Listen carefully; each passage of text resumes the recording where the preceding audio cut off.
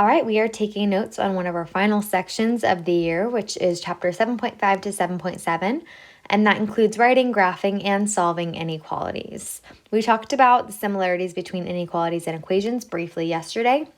Today, we're going to formalize that process, put it on paper, that way we have something to reference as we continue to practice.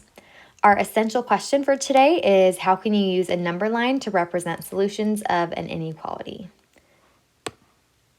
All right, let's get started. So first of all, writing inequalities. So we talked about writing expressions already and the keywords that represent each of the operations like addition, subtraction, multiplication, and division. And today we're going to add to our vocabulary with inequality symbols and the words that are used to represent those. So we see that less than, you can see that this almost makes the shape of an L. So you can remember that means less than. And some words to represent that are is less than or is fewer than.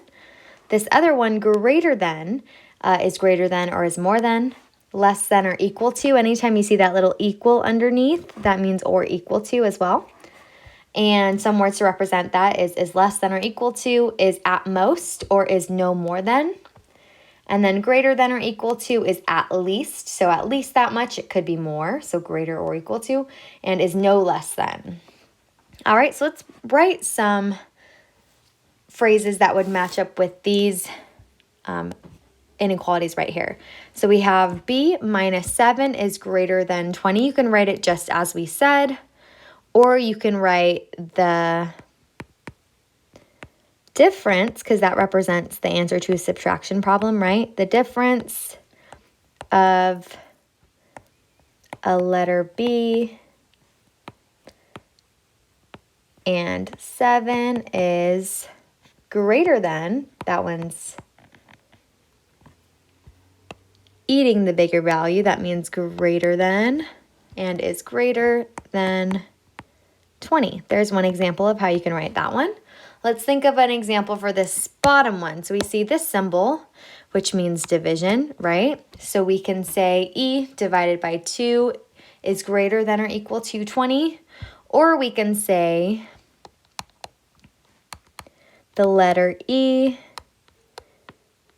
divided by 2 is, and we'll use this keyword, at least.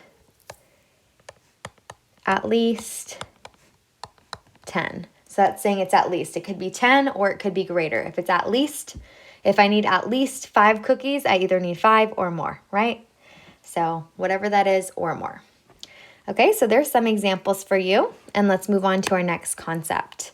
Graphing inequalities. So we talked about briefly the two different scenarios, having an open or a closed circle, as well as shading a certain side. So when we have an open circle, that means that the value that the open circle is on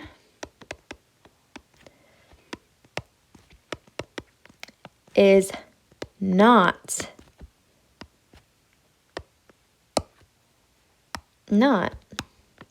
part of the solution set. Okay, so basically, anytime we see that represented, we are either going to have a greater than or a less than symbol. How does that make sense? It makes sense because, for example, if x is greater than 3, 3 is not a solution because 3 is not greater than 3. Okay? And as an example, we are going to look at this example and write an equation or inequality for it. So this is an open circle right on 1. So I'm just going to use the variable, let's just use the variable b. So in this case, b is less than 1, not or equal to, just less than. And then another little trick is when the variable is on the left. So when variable is on the left, the inequality symbol will point. Symbol will point in the direction that is shaded. Direction that, sorry, this is long, should be shaded. And how do we know that's true? Well, we can plug in any of these values and make sure it's true. So if we said 0 is less than 1, does that make the statement true? Yes, it does. If we said -1 is less than 1, does that make the statement true? Yes, it does.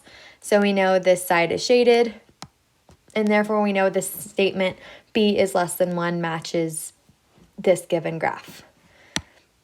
All right, now let's talk about a closed circle. So closed circles mean that the value is a solution to the set, and that's why it's a closed circle. So this is represented with greater than or equal to or less than or equal to. And basically the reason it's a shaded circle is because it's part of the solution set. So let's write a statement for this graph below. So we can use the variable b again, and then in this case, it's greater than or equal to. Since it's a closed circle, we know it has to be an or equal to. And we know it's greater than because we talked about this rule right here. When the variable is on the left, the inequality symbol will point in the direction that it should be shaded. I know that when I do greater than, that's pointing to the right, which is this side that's shaded on this graph. And it's going to be -4 since that is this value on the graph. So wherever the circle is on the graph, that's going to be your isolated value that you are going to name. And then from there, you can determine the inequality sign based on if it's an open or a closed circle and what direction it is pointing. And it's as simple as that to find a value when given a graph. All right, so now let's talk about solving and graphing. So putting those two together. Just like we're solving equations, we talked about this, that's the same steps. So I'm going to write these out. Remember, our first step is to identify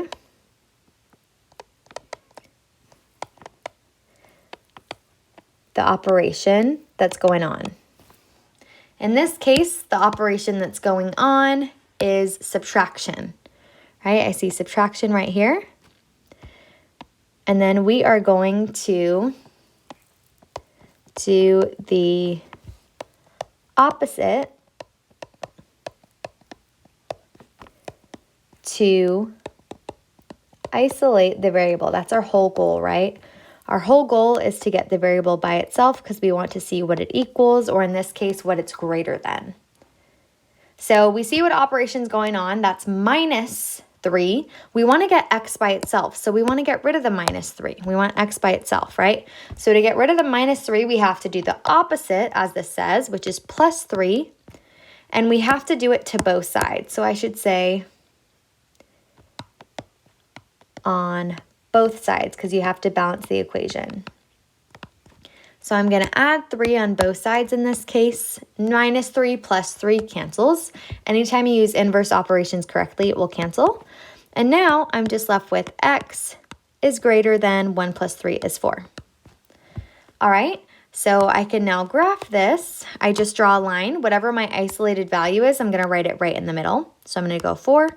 I'm going to go up a few, so 1, 2, 5, and 6, and down a few, 3 and 2. And now I'm going to make my circle on 4. From our notes in the last slide, it's going to be an open circle since it's not or equal to, it's not part of the solution set.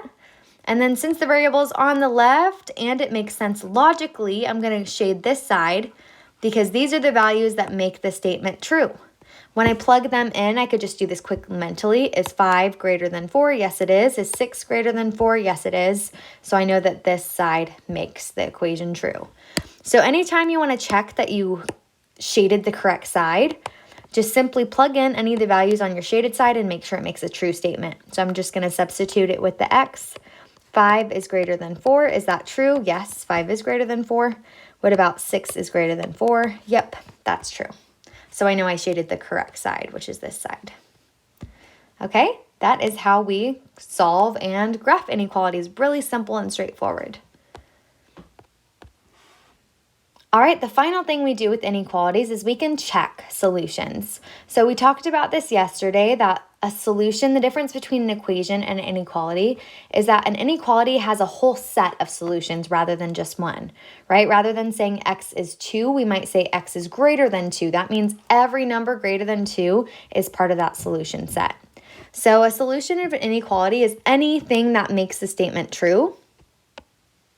So in order to see if something makes it true, we can just simply plug it in and see if it makes a true statement. If it does, then it is a solution. If it does not, then it's not a solution. All right, so let's do these two examples and tell whether the given values are solutions. So here we have our inequality, and here we have the value that we are checking. So what we're going to do is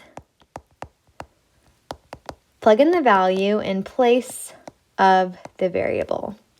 So we're going to plug in the value in place of the variable. Then we're just simply going to simplify. And then we are going to tell whether the statement is true.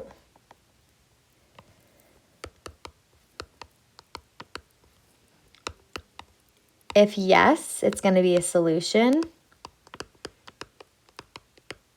And then if no,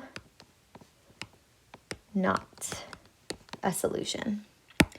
Okay, so let's go ahead and do that now. So we're going to start off by plugging in this 8 in place of the x.